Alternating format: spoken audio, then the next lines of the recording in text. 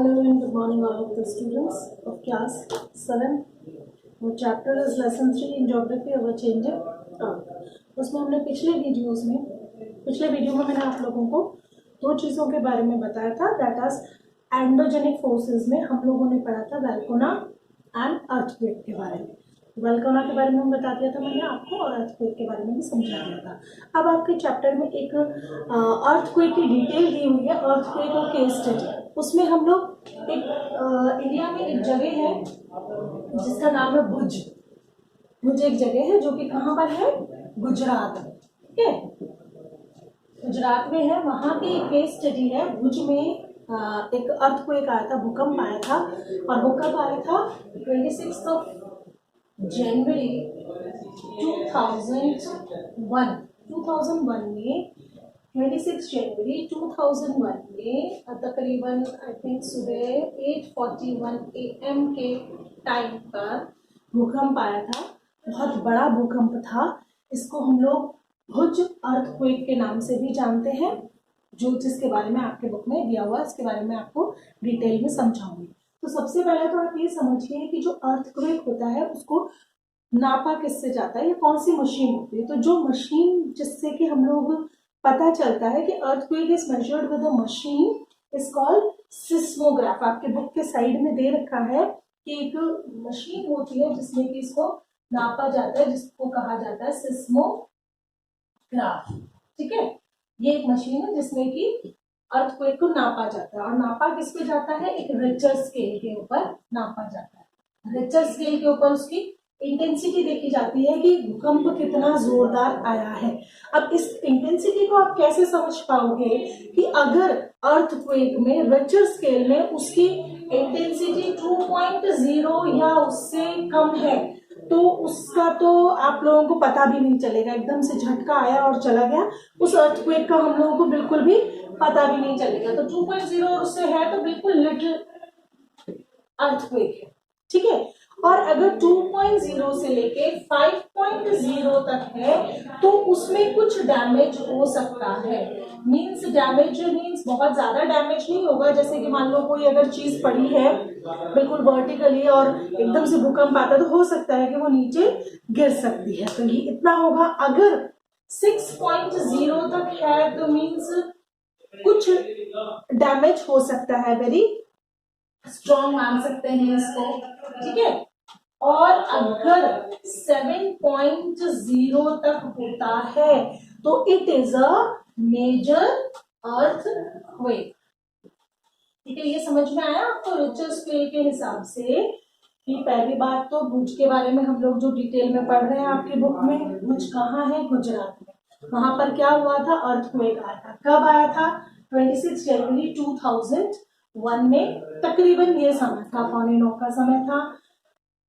Earthquake को नापा जिस मशीन से जाता है that is called seismograph. And किस स्केल पर नापा जाता है, दैट इज रिक्टर स्केल. और रिक्टर स्केल की डिटेल मैंने आपको बता दी कि अगर 2.0 है तो मतलब लिटिल सा अर्थक्वेक है, 5.0 है तो उससे कुछ डैमेज होगा, 6.0 है तो वेरी स्ट्रॉन्ग, एंड 7.0 से ऊपर है तो दैट मीन्स मेजर अर्थक्वेक. अब ये देखते हैं कि हम जो भुज में हमारा अर्थक्वेक आया था उसकी इंटेंसिटी कितनी थी. उसकी रिक्टर स्केल पर इंटेंसिटी थी 6.9. It means it is very strong या मेजर अर्थक्वेक में इसको माना जाएगा.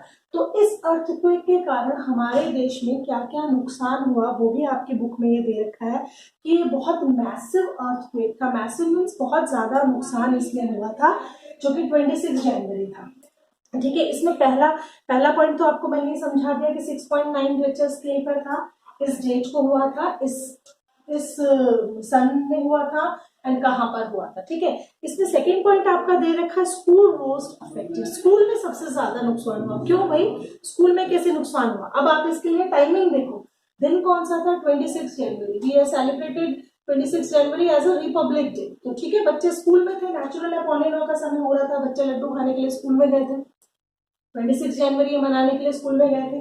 2001 था, 26 जनवरी में स्कूल में गए हुए बच्चे. तो इस समय पर भुज में जब भूकंप आया तो तकरीबन 971 स्टूडेंट्स एंड 31 टीचर्स जो थे उन्हें अपनी जान गंवानी पड़ी because of the falling of the school building. तो इसमें ये आपके लिखा हुआ है कि at least 971 students and 31 teachers are feared to have lost their lives following the collapse of school building. Collapse means school building के गिर जाने की वजह से। थर्ड पॉइंट पर आ जाते हैं हम लोग कि भुज रिलीफ एफर्ट बिलाइटेड मीन्स जो भी वहां पर काम किया जा रहा था, क्योंकि ये बहुत ज्यादा मेजर अर्थक्वेक में माना जा रहा था, मैसिव बहुत ज्यादा अर्थक्वेक माना था ये, इसलिए उस समय पर वहां पे जो रिलीफ था, जो लोगों को सहायता मिलनी चाहिए थी, वो उतनी नहीं मिल पा रही थी। भूकंप के 3 दिन बाद तक 3 days after the earthquake, concern rose about food, blankets and medical supplies not reaching everyone. ये इतना ज्यादा था कि जो वहां की सरकार थी वो 3 दिन तक सभी तक मदद नहीं पहुंचा पाई थी। तो अब आप ये सोच लो कि 3 दिन तक गवर्नमेंट लोगों तक मदद नहीं पहुंचा पाई किसी कारणवश। बहुत लोगों तक मदद पहुंची लेकिन बहुत ज्यादा लोगों तक मदद नहीं पहुंच पाई, हर एक के पास में मदद नहीं पहुंच पाई। तो आप सोच सकते हो कि कितना बड़ा अर्थक्वेक था। नेक्स्ट आपके फोर्थ है कि डिस्ट्रक्शन ऑफ भुज।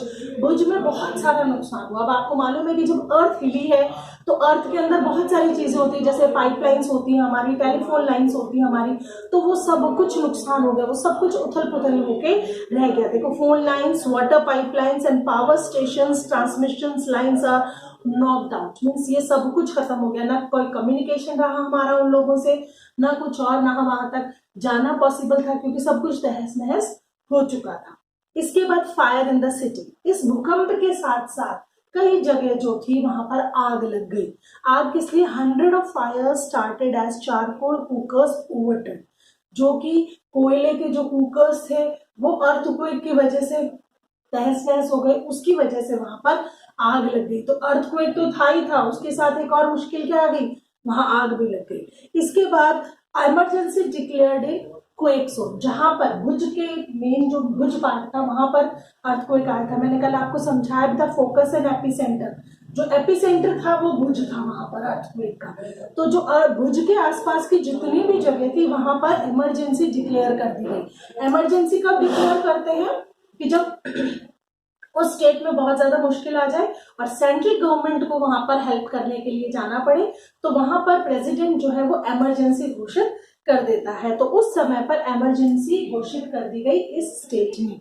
इसके बाद जो CM appeal to the centre, वहां के जो भी चीफ मिनिस्टर थे उस समय गुजरात के, उन्होंने सेंट्रल गवर्नमेंट से, पीएम से, प्राइम मिनिस्टर से अपील की कि आप लोग गुजरात में जो ये भुज में जो ये अर्थक्वेक आया है उसके लिए आप फाइनेंशियली हेल्प करो, ताकि वहां के लोगों को वापस से बसाया जा सके, उनकी लाइफ को वापस सेटल किया जा सके। जो नुकसान हो गया वो तो हो गया, लेकिन जो अब है वापस से जीवन में अपना लोग शुरू कर सके, उसके लिए फाइनेंशियली हेल्प गुजरात के मिनिस्टर ने मांगी। तो यह आपको मैंने अर्थक्वेक हिट्स भुज में आपको पूरी डिटेल बता दी, किस तरह से नापा जाता है, कौन सी मशीन से नापा जाता है, कौन से स्केल से नापा जाता है, स्केल की क्या इंटेंसिटी होती है, तब कितना नुकसान होता है। हमारे यहाँ पे ज्यादातर भूकंप आते रहते हैं झटके। वैसे सबसे ज्यादा दुनिया में भूकंप आते हैं जापान में, जहां पर 7.0 से भी हायर स्केल में वहां पर अर्थक्वेक आते हैं। तो आप सोचो कितना नुकसान वहां पर होता है। तो आज का टॉपिक इतना ही है। नेक्स्ट टॉपिक में हम लोगों ने ये इस टॉपिक तक तो हमने एंडोजेनिक जितने भी फोर्सेस थे उनके बारे में पढ़ लिया, वेल्कोनाइन अर्थक्वेक के बारे में डिटेल में। अब आगे हम लोग एक्सोजेनिक फोर्सेस के बारे में पढ़ेंगे, जिसमें मैं क्या पढ़ाऊंगी आप लोगों को, मेजर लैंडफॉर्म्स। Thank you.